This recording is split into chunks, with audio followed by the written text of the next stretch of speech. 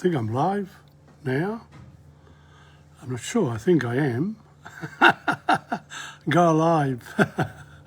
That's what it says. Anyway, I'll start. I am late this morning.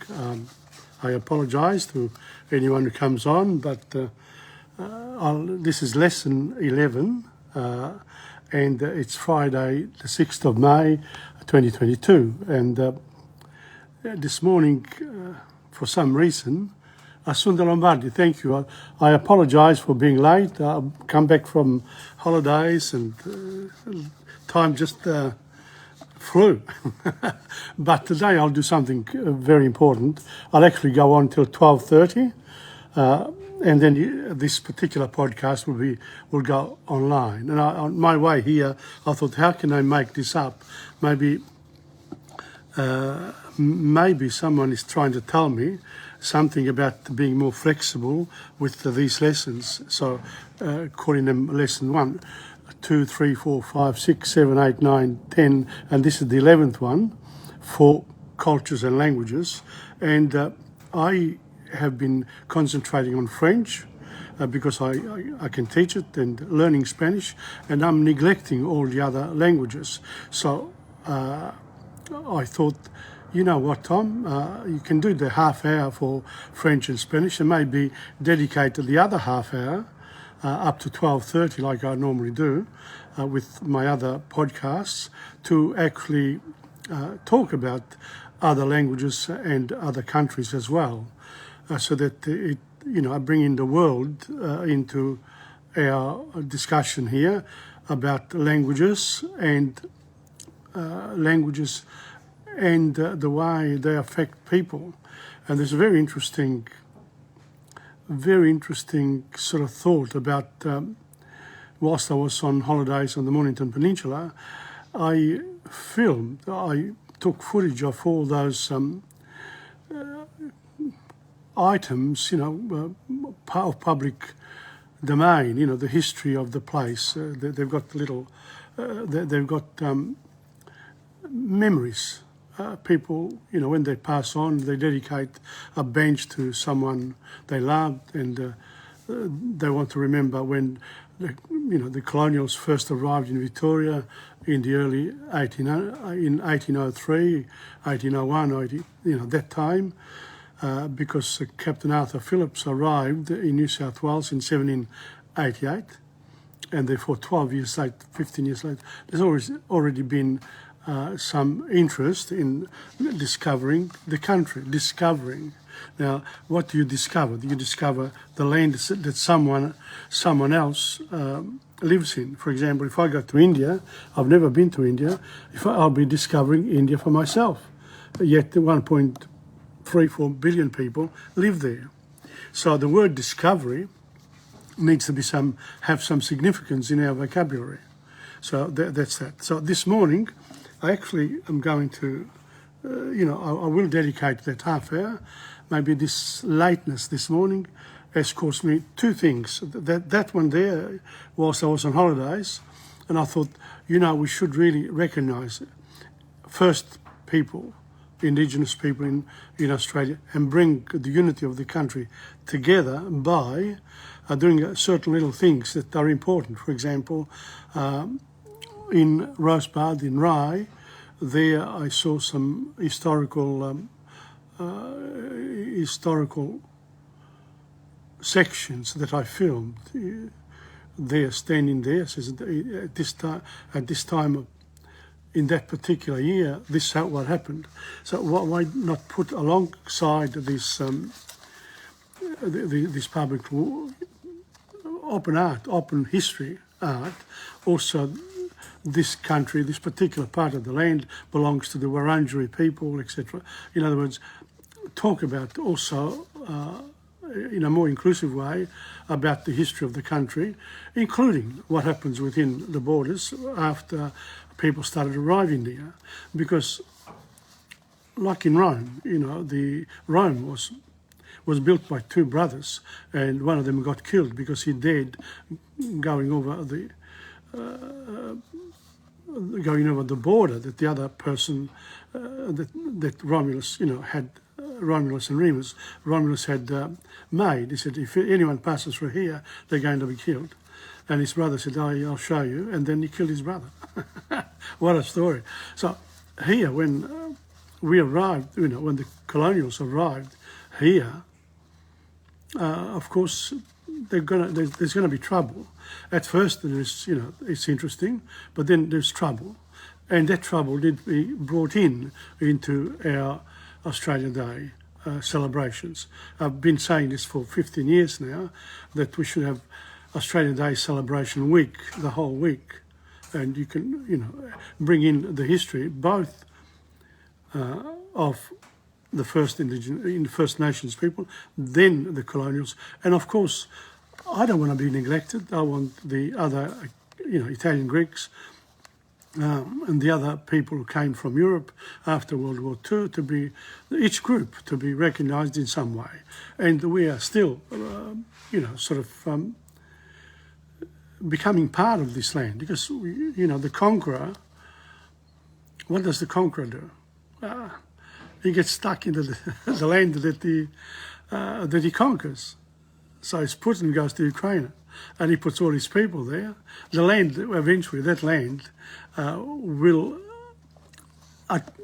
affect the people who live there because there's a history from the past. You can't deny it. So that's a sort of idea. I'm not sure whether I'm very clear about this, but in order to bring Australia into unity, we need to recognise the languages as well of the Indigenous people, and they will benefit because we have the tools, the alphabets, the Chinese characters, for example. You can tell the story of the Aboriginal people in many languages, and this is of a people who lived here for 60,000 years, whatever, but did not write things down. They had oral history.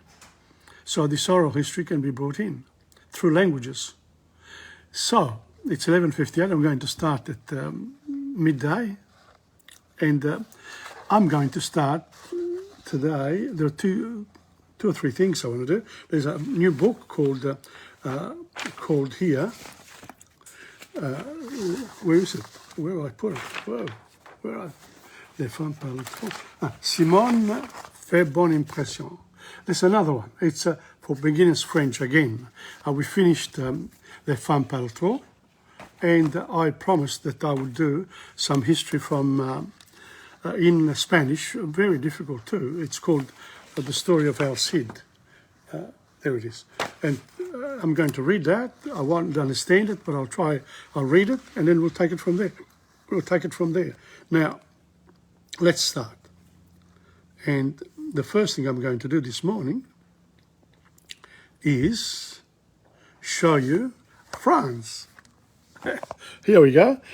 I'm interested in the regions of France because I don't know them. I know some of them, but not all of them. Here it is. There you are. And it's from my iPad, see? Bretagne, Normandie, Hauts-de-France, Grand Est, Île-de-France, Centre, Val-de-Loire, Nouvelle-Aquitaine, Bourgogne-Franche-Comté, Auvergne-Rhône-Alpes, Occitanie, PACA. Now, each one of these has also got then different sections. In the Grand Est, for example, you got Champagne, Ardennes, Lorraine, and Alsace. This is where the fighting occurred in World War I here. And then if you want to, World War II, it shifts to Normandy, Hauts-de-France, and Grand Est. The south, these ones here, the Occitanie and Nouvelle-Aquitaine, this is where the Pyrenees are. They sort of finish off with Spain, and therefore, in the past, you got Charlemagne, and he stopped the Muslim conquering the rest of Europe as well as North Africa, Spain, and everything else. So, the history part is going to be very interesting as well. So I urge you to take on these things about languages and history. Okay, so that's that. And after this, I'm going to revise there's a song that I've been sort of toying with. It's Edith Piaf, an icon of France, and it's called La Vie en Rose. And what will I do? Will I show you the words? Yes, I will. Okay, here we go. And you can sing it along with me. This is a very popular song, very popular. Okay. La Vie en Rose by Edith Piaf, and this is Tom Padula's interpretation. Here we go. And your contribution at home. Des yeux qui font baisser les miens, un rire qui se perd sur sa bouche. Voilà le portrait sans retouche de l'homme auquel j'appartiens. Quand il me prend de ses bras, il me parle tout bas, je vois la vie en rose. Il me dit des mots d'amour, des mots de tous les jours, et ça me fait quelque chose. Il est entré dans mon cœur une pacte de bonheur dont je connais la cause. C'est lui pour moi pour lui dans la vie. Il me l'a dit, l'a juré pour la vie. Et dès que je le perçois, alors je sens en moi mon cœur qui bat. Deux nuits d'amour à plus finir, un grand bonheur qui prend sa place, des ennuis, des chagrins s'effacent, heureux à en mourir. Quand il me prend de ses bras, il me parle tout bas, je vois la vie en rose. Il me dit des mots d'amour, des mots de tous les jours, et ça me fait quelque chose. Il est entré dans mon cœur une pacte de bonheur dont je connais la cause. C'est toi pour moi pour toi dans la vie. Il me l'a dit, l'a juré pour la vie. Et dès que j'aperçois, alors je sens dans moi mon cœur qui bat. La la la la la la la la la la la la la la la la. Marie and Jeremy Costanza. I was late this morning. Welcome to you.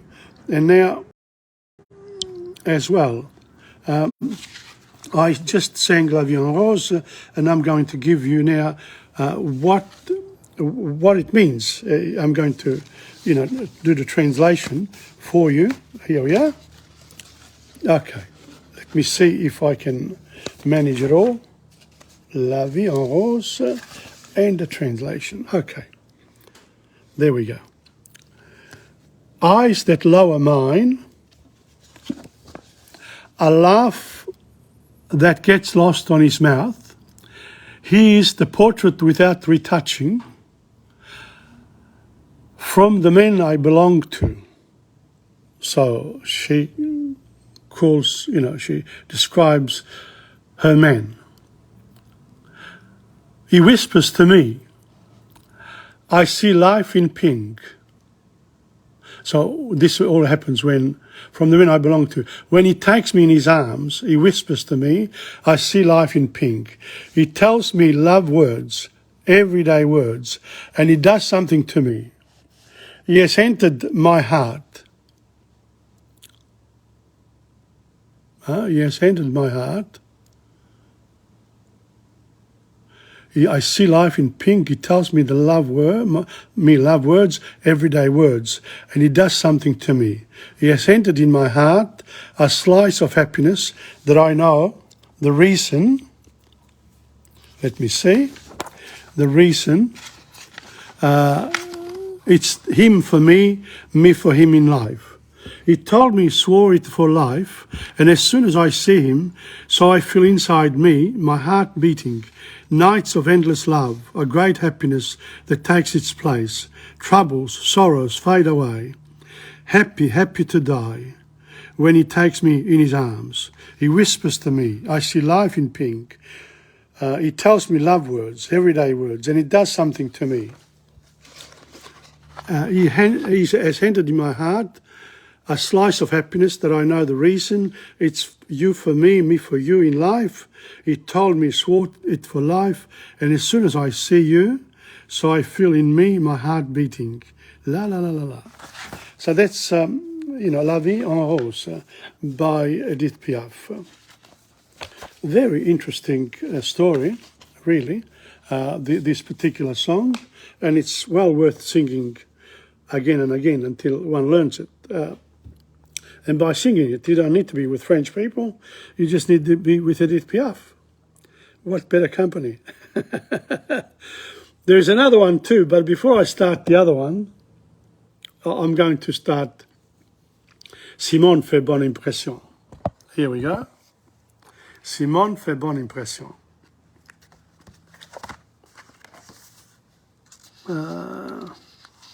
Now, this one here, this delightful one-act play revolves around the confusion created by the surprise visit of a rich young man and Simone's efforts to create a good but false impression. Characters and plot combine to create an exciting, charming social comedy sure to appeal to the beginning student of French and to provide variety and valuable respite from grammar drills and heavier reading. Well, it's not true. We want to do those as well. Okay, so here we have the characters, les personnages. And here we go. I'm going, who's this? Mariana Casino's coming on. I'm going to go to 12:30 because I was late today. So I decided that if I miss out, I'm going to punish myself by doing an extra half hour. So there you are.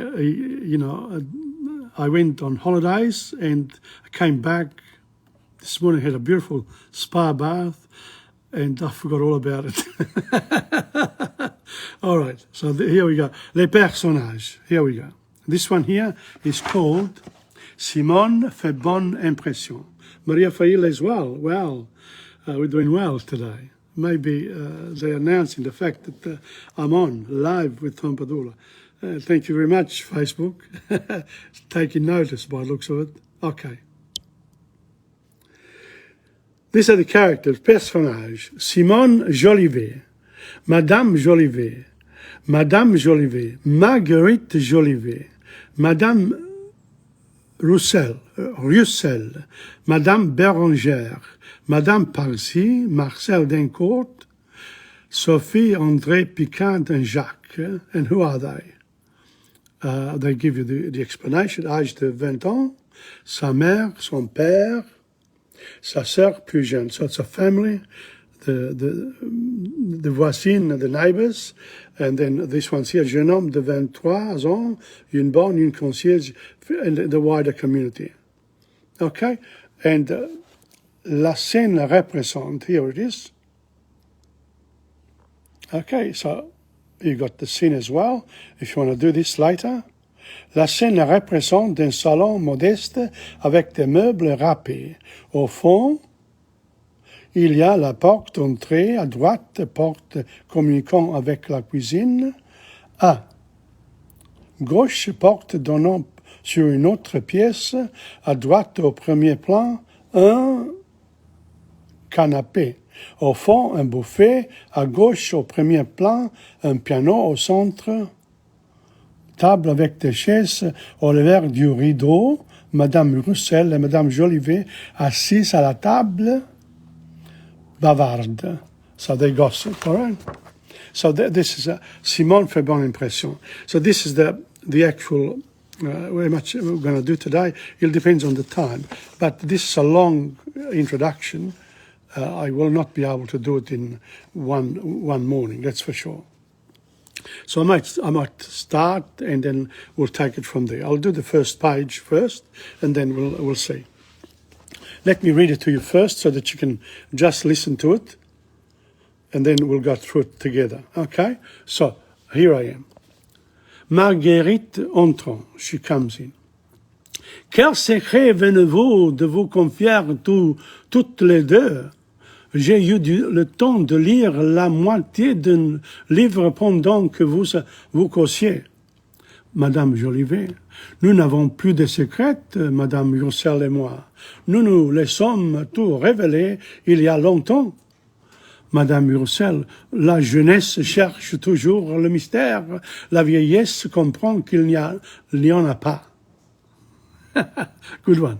Marguerite, derrière le canapé, Madame Roussel, vous étiez plus jeune que les jeunes. Je voulais vous servir du thé, maman. Mais malheureusement, les placards sont vides. Nous n'avons ni de thé, ni de gâteau, et pas de sucre. Madame Roussel, oh, ne vous donnez pas la peine, Marguerite. Il vaudrait mieux dire, Marguerite, c'est Madame Roussel, qu'on ne peut pas en servir, qu'on n'en a pas. C'est bien vrai, nous ne battons plus que d'une aille. Madame Jolivet, Marguerite, tu as tort de parler de la sorte. Tu aurais raison de te plaindre si nous étions comme ma vieille amie, Madame Lenoir, par exemple. Elle m'a dit ce matin que son mari a perdu sa situation et qu'ils ne savent pas où ils vont trouver de quoi vivre. Marguerite says, now I'm going to stop down there. Marguerite says, oui, merci maman, tu as raison. Elle embrasse sa mère. Et tu es encourageuse, n'est-ce pas, Madame Roussel, car maman n'a pas toujours été pauvre. Quand elle était jeune fille, elle demeurait dans un grand château. Beautiful. So, here we go. Now, it's our turn, all right? And this is about gossiping and the way they react. A lot of the French plays a bit like this. Madame Montrand. Quel secret venez-vous de vous confier tous deux? So the two ladies, Madame Jolivet and Marguerite Jolivet, obviously sisters, they're sitting at the dinner table. And, no, Madame Jolivet, Simone Jolivet, Madame Jolivet, Marguerite, and Madame Roussel. They are the three. Okay, three ladies, and one of them is younger. All right. What secrets, quel secret are you confiding to each other? Huh? I've had the time, j'ai eu le temps, I've had the time to read half of a book whilst you were singing, whilst you were talking. La moitié d'un livre pendant que vous causiez. Now, if you wanted to, you could then make a list of the words. Secret, secret. The singular would be le secret. Without the S, de vous convier tous les deux, the two of you.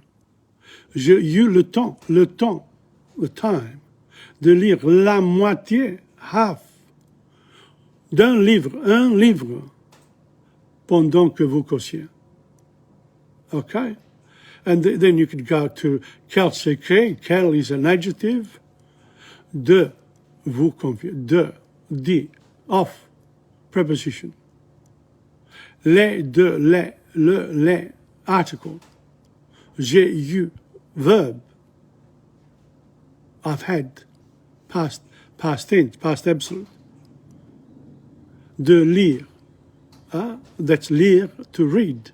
If you look it up, lire will tell you that it's to read. La moitié, half, d'un livre, un livre. Pendant que vous... Madame Jolivet, okay, so she replies, nous n'avons plus de secrets. We don't have any secrets, Madame Roussel et moi. Madame Jolivet is the mother. We don't have any more secrets. No, we have relieved them all. We have revealed them to us, all of them, a long time ago. Non, nous les sommes tous révélés il y a longtemps. So when you look at your own history, after a while you get bored of it, so you start gossiping about other people's history and the secrets that they hold. Ooh. Madame Roussel, and she's trying to protect her, she loves her, you know, Marguerite. La jeunesse cherche toujours le mystère. Young people, youth, always looks for mystery. La vieillesse, old age, comprend, understands qu'il n'y en a pas, that there aren't any of them. There are no secrets in. Eventually, the lies become public. Whatever secret you had, somebody else will find out eventually. And then of course, what happens to us is that all the good things we pretended to be, we are not. So, which are your secret? Which are your dark secrets? Ooh. Is there true purity in life? Who knows? Marguerite, derrière le canapé, from behind the canapé, I think there's a, they're in the kitchen, they behind where they do the serving of le canapé. You have to look it up. Le canapé. I didn't have time to look it up. I can't remember, but it's in the kitchen, so she's behind the bench, I'd assume, and with all the goods on it. Anyway, Madame Roussel, vous êtes plus jeune que les jeunes. Madame Roussel, you are more young than the young. Beautiful compliment. That's what Monsieur Padula, vous êtes plus jeune que les jeunes. If somebody says that to me, mon Dieu. Je voulais vous servir du thé. I wanted to serve you some tea. Now, je voulais, that's imperfect tense. See, that's where the, from Italian lessons, the grammar lessons, that's where it is. Je voulais, tu voulais, il voulait, IIT, Indian. Nous voulions, vous vouliez, ils vouliez. I can't remember them. I have to go through the French grammar now in details with you. I better start soon as well. Okay? Madame, je voulais vous servir du thé, maman. Huh? Mother. But unfortunately, les placards sont vides. So she's behind there. She's looking at the cupboards. Oh, well, whatever. Where do you keep the food in the kitchen? Okay. Je voulais servir, hein, maman, but unfortunately, les placards sont, the shelves, les placards, must be the shelves, are empty. Huh? There's nothing there. We don't have either tea, ni thé, ni gâteau, a cake. No cake. And we don't even have sugar, et pas de sucre. Madame Roussel, oh, ne vous donnez pas la pain, Marguerite. Don't worry. Oh, ne vous donnez pas la pain, Marguerite. Don't worry, Madame Roussel. She wants to protect Madame Jolivet, of course. Marguerite, il vaudrait mieux dire, Madame Roussel. Il vaudrait mieux dire. Hey, one should say a few things better than this, Madame Roussel. Qu'on ne peut pas s'en servir, that one cannot serve what's not there. Qu'on n'en a pas, if you don't have it. C'est bien vrai, it's true. Nous ne battons plus que d'une aille. We don't, we only battons plus. So we don't move more than one wing. What does it mean? If you're a bird and you got one wing, what happens to you? You have to walk. That's a good one. Huh? Nous ne battons plus que d'une aille. Beautiful. Okay, so nous ne battons plus d'une aille, an expression used in speaking of a wounded bird that beats with only one wing. Translate, we are in the last stages. Whatever. That was a nice one. Okay, so that's that. Marguerite, Madame Jolie. Marguerite, she's going to tell her off. Tu as tort de parler de la sorte. You're wrong to speak like this. Tu aurais raison de te plaindre. You're right to complain.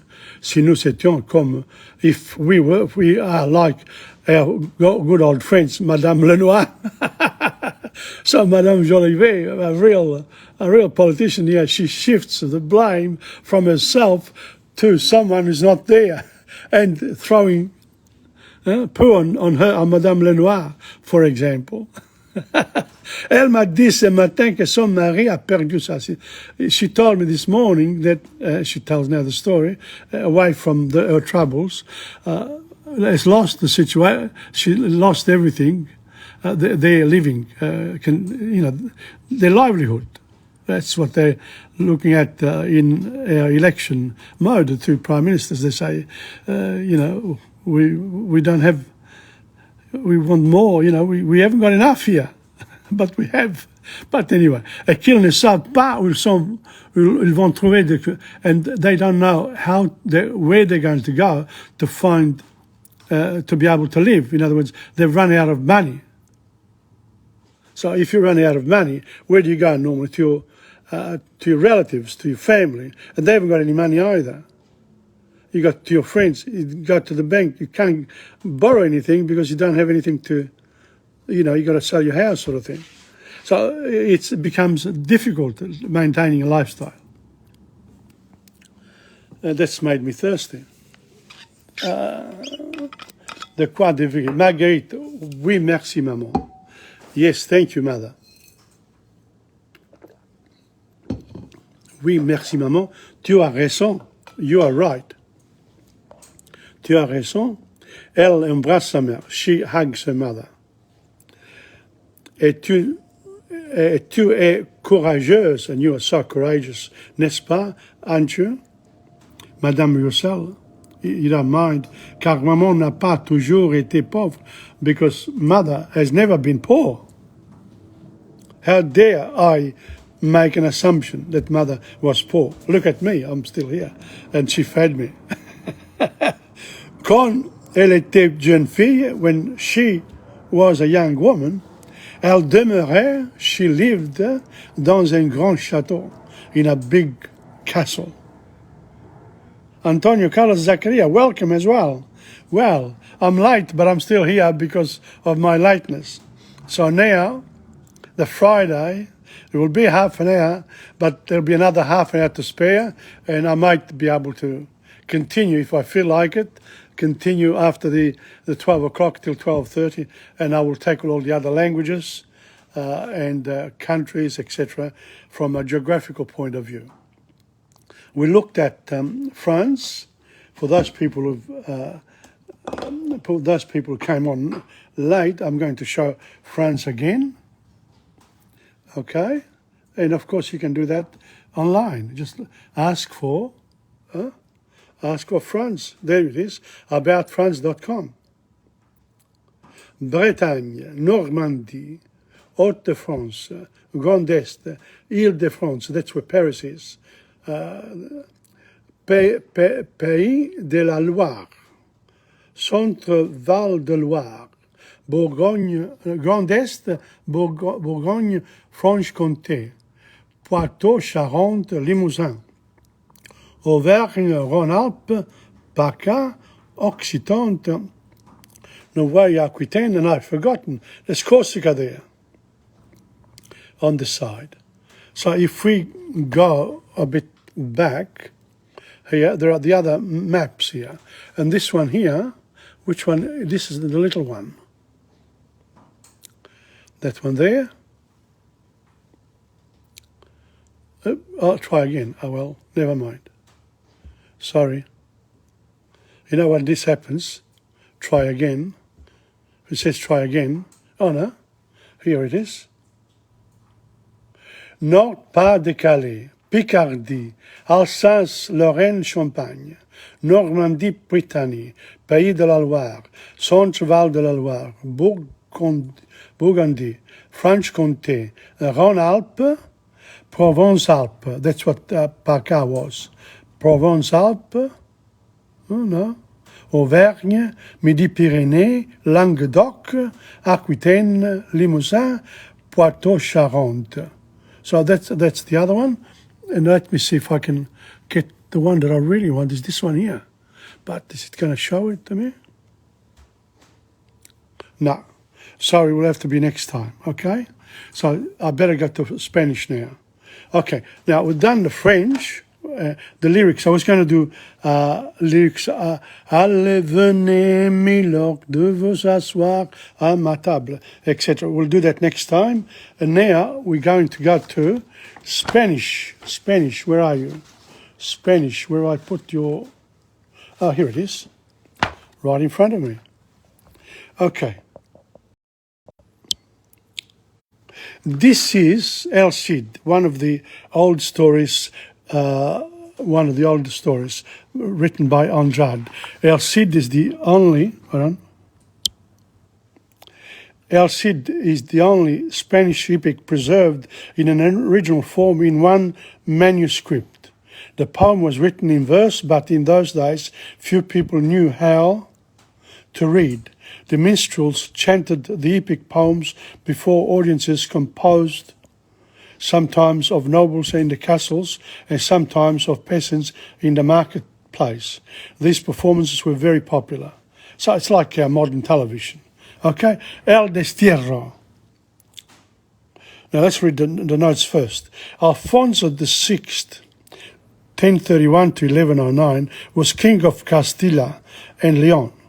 The Moors invaded Spain in 712. That was after Muhammad started his move, his followers. And were finally expelled in 1492. 1492. That's the year when Christopher Columbus went to America, thanks to the Spanish queen and king. The legend tells that Rodrigo, the last Visigoth king of Spain, took advantage of La Cava, the beautiful daughter of Count Julian. The Count was governor of a Spanish colony in North Africa.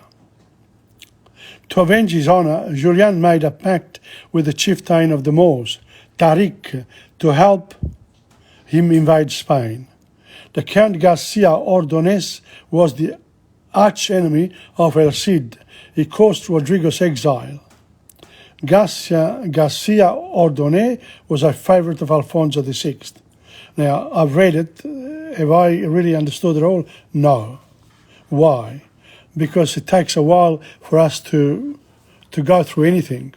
And talking about going through anything, I've finished reading the Inferno of Dante Alighieri on Sunday. So this coming Sunday, what will I do? I will look at the Inferno as a whole. So in other words, I'll go back and see, some of the characters. It'll be a little bit of a study of it for a few weeks, and then I'll start Il Purgatorio. I don't know when I will start Il Purgatorio, but I'll be on Sundays as usual. Okay? And it's always at 11:25 a.m. to 12:30 p.m. And those are the times that I try to maintain. If I miss sometimes, rarely, but when I do miss, please forgive. But then you'll be able to go to my page and actually go down the page and look up my podcasts. And of course all the others which you know about. But I've noticed lately that more people are coming on looking at the podcasts that I've already done. So it's very good. I'm very happy with that. And thank you to all those people who come on. I don't know who you are, but, you can always send me a note. El Rey, El Destierro. El Destierro. Hello, Angela, Imola. Thank you for coming on. I'll just read it today, okay? El rey Alfonso de Castilla y León peleaba contra los moros. Rodrigo Díaz de Vivar no luchaba con su rey, porque Alfonso le mandó a cobrar parías en Córdoba y Sevilla. El conde García Ordóñez y otros cristianos instigaron luchas entre los moros de Sevilla y Granada. Rodrigo entró en batalla contra los de Granada, quienes fueron. Ali Rodríguez mesó la barba de García Ordóñez por lo que había instigado. Rodrigo ganó gran botín y fama en las luchas.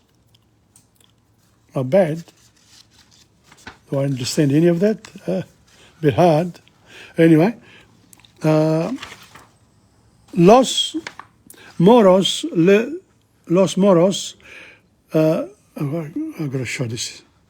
Los moros le dieron el nombre de Cid Campeador por su valor en los campos de batalla. Pero los enemigos malos del Cid cambiaron los hechos y acusaron a Rodrigo de traición al rey. Alfonso creyó todo y escribió una carta al Cid desterrándole de Castilla. Le dio solamente 9 días de plazo al Cid para salir de su patria. Wow. In Arabic, Sidi means my lord. Campeador is a warrior in Spanish. Campidoctor is a campeador. Campeador. So warrior and lord. A warrior is a lord as well. The Cid was the commanding general of Sancho, king of Castilla and Leon, and brother of Alfonso. Sancho was murdered. Alfonso was accused of murdering his brother. However, the Cid made Alfonso swear in Santa Gadea that he had no part in the death of his brother.